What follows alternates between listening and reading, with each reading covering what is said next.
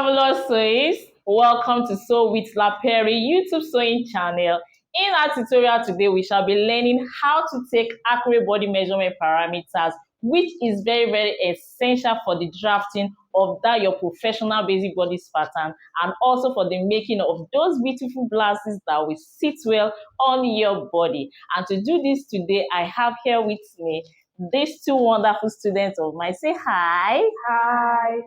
All right, I've gone ahead to write out all the measurement parameters here, which are going to be necessary for the drafting of your basic bodice pattern and likewise making blouses. These first 7 that I've written here are those ones that we are going to be taking horizontal, circumferences, while all those ones are the measurement parameters that will fall vertically on your body. The first thing we have here is neck circumference. And that's even why I have my two students here to be able to explain to us why it is very necessary to take the neck circumference. Usually, most of us designers are guilty of this assumption that your neck size is 3 by 3 for the front and 3 by 1 for the back. No, I was guilty of that, but now I know better. And because I know better, of course, I'll do better. So neck size is very important, and in my drafting of the basic bodies, I'll be explaining how to go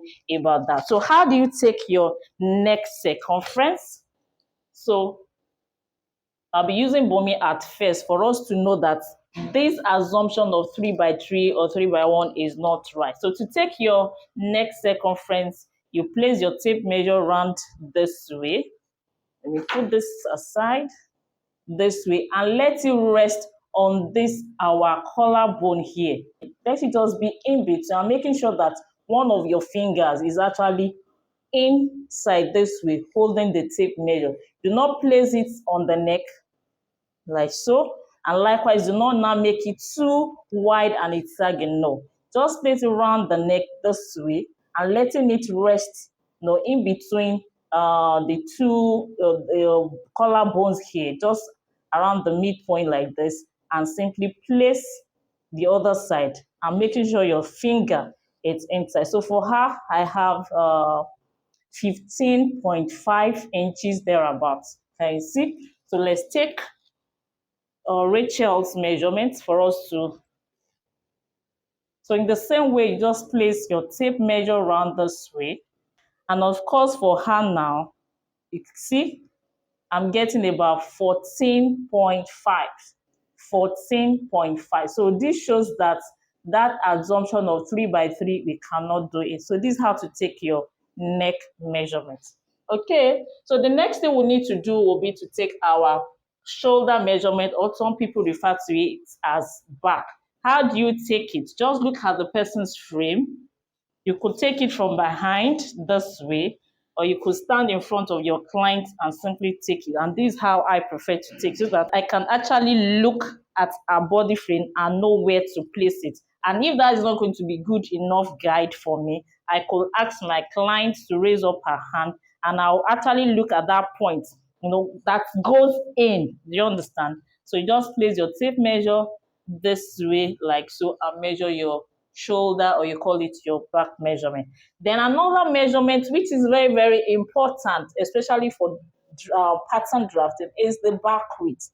The back width is the distance from this hollow to this hollow. If you look at our body structure from our shoulder line, it's not going outward. For most people, from the shoulder, it comes inward. So when you are drafting, by how many inches do I go inward? So this back width measurement will guide you to know by how many inches you go inward. So you just take it from this crease here to the other crease like this. No, don't bend your tape measure, just take it. And usually it's going to be smaller than the actual shoulder measurement. For her now, shoulder measurement, I got 15.5. So this back width measurement now, for her, I'm getting 15. I can use 14 and a half. 15 most time is smaller. It's maybe half or maximum 1 inch smaller than the shoulder. It's just in rare cases that it's wider than the shoulder, though it's very possible. It's not that common, but average measurement is smaller. So in the same way, you need to take your front width, because our body measurement, our body structure rather, is like this. We are not like this as human beings. Do you understand? So we need to take the front width from this crease to the other crease, and usually this for everybody is smaller than the actual shoulder measure. Your shoulder, now from the shoulder line, it comes inward.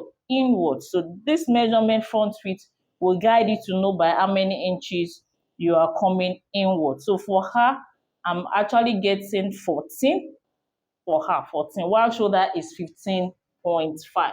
So the next thing is our bust circumference. I'm sure a lot of us, we know how to do this effectively. So bust circumference, you just take around the fullest part of your bust this way, and make sure it's not sagging at the back. It's not sagging. Try to make sure it levels up like this at the back.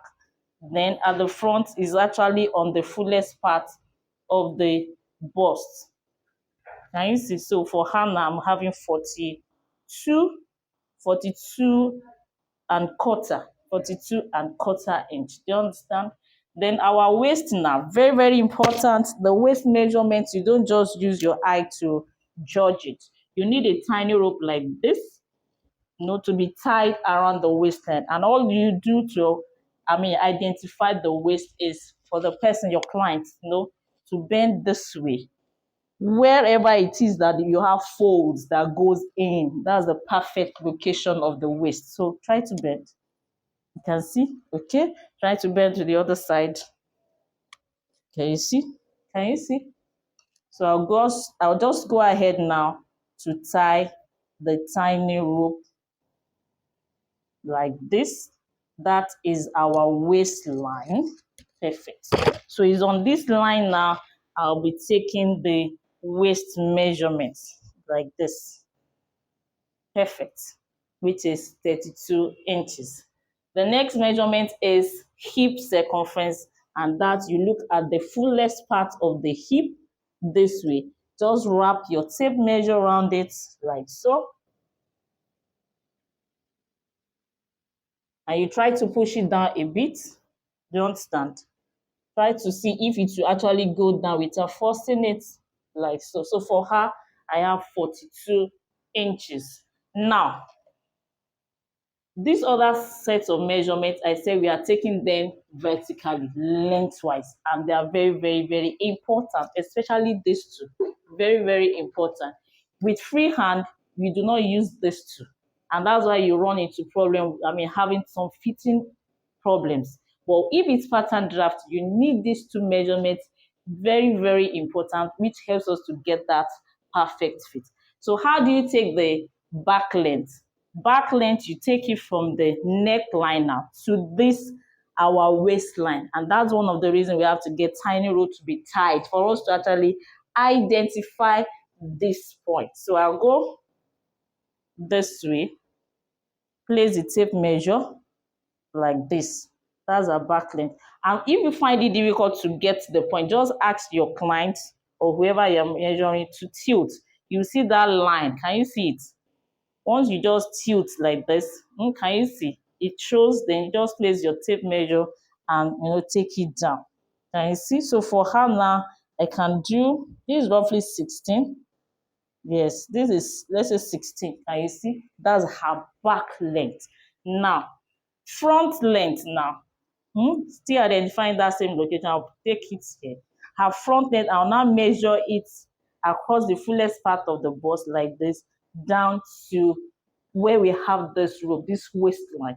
And the same way, can you see? This is about 17.5, whereas her back length is 16. Front length now is 17.5, which gives us difference of 1.5 because of the fullness of her bust. If I were to be taking a Rachel now, Rachel, can I have you here? Okay. Look at Rachel now, she's not having full bust compared with Bomi. So if I measure her own front length, even though I've not tied any rope, I could say, okay, 16.5. If I now measure her back length, I wouldn't be having much difference because she's not fully busted. So when we do half length instead of these two measurements like we used to do in freehand, using the same half length for the two, for people like Rachel, we might get away with it. But for people like Bumi, we will not get away with it because there's huge difference between the front and the back.